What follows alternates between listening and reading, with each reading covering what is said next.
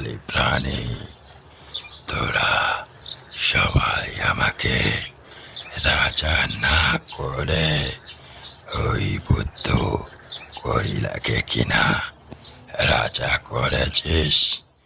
আমার হাত থেকে তোদের মুক্তি নেই। এইসব কথা হচ্ছে যেখানে সেখানে একটি গাছের ডালে একটি সারস বসে দেখছিল। সে তখনই যায় বটুক মহারাজের কাছে এবং সব কথা খুলে বলে।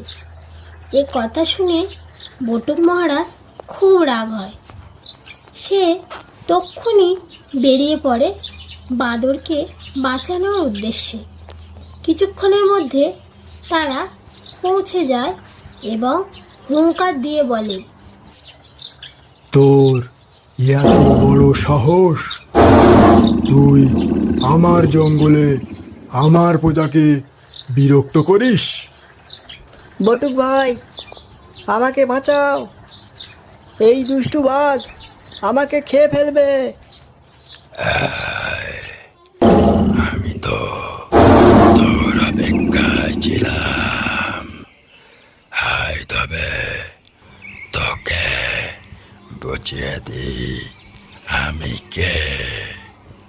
ঠিক আছে, আয় তাহলে, তোর দুষ্টুমির শাস্তি বের করছি। দুজনের মধ্যে বাঁধে তুমুল দাঙ্গা। এদিকে বনের পশু পাখিরা সবাই এসে হাজির হয় ওইখানে। প্রায় 3 ঘন্টা ধরে চলে দুজনের দাঙ্গা। শেষে বাঘ বাবাজি পরাজিত হয়ে পালিয়ে কিছুটা দূরে গিয়ে বলল, আমি আবার আসব। আমি এর প্রতিশোধ নিয়েই ছাড়ব।